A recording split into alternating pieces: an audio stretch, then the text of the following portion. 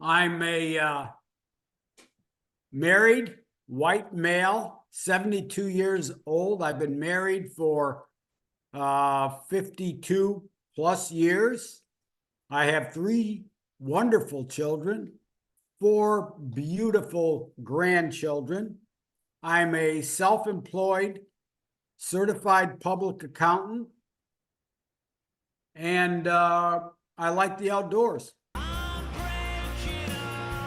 Good question. What was my life like? I think I probably first became aware of the war when I was about 16, I would guess. And what was my life like then? I lived with my mother and my brother. My mom was divorced at the time, and we lived in a small town, population about 4,000. I went to a small local high school. There were 200 people in my graduating class. I had good neighborhood friends.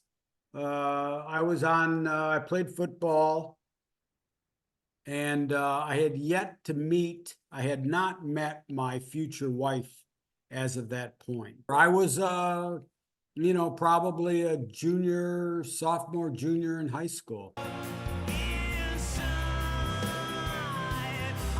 Yeah, my first impression of the war was the shots that were on TV every night.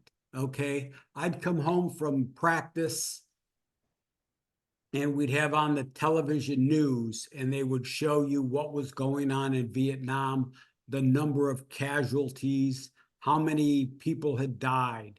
That was my first impression. Initially, there was no change. I believed, that the war was just. Here's why. The only real war I knew about was World War II. In World War II, we went after an aggressor. So I believed that the war was good. My impression during the war did not change. I was a Vietnam era veteran. I never went to Vietnam, okay? I went in January of 73, and it ended officially like May or June of 73. So I got the medal that says I'm Vietnam era, but I did not go to Vietnam. I was a conscript. I was one of the last people drafted. The military trained me. I was in military intelligence. I learned how to take Morse code. And then they shipped me to Germany, and I was allowed to take my wife, my lovely wife. And my firstborn, my beautiful daughter, was born in Augsburg, Germany. Had I gone to Vietnam, which is totally possible, we might not be doing this interview. What our opinion was that if Vietnam fell, then communism would take over all of the Middle East. That was all a bunch of malarkey. It was the Vietnamese, the North Vietnamese, wanted their independence. They wanted to be independent from the French and from the Americans. That's what they wanted. That is my opinion of what went on. From their perspective, it was right. They wanted their freedom, okay? Just like we wanted our freedom from Britain, just like the slaves wanted to be freed. You turn on the TV, you turn on the internet, whatever. It's an incomplete picture. You don't know.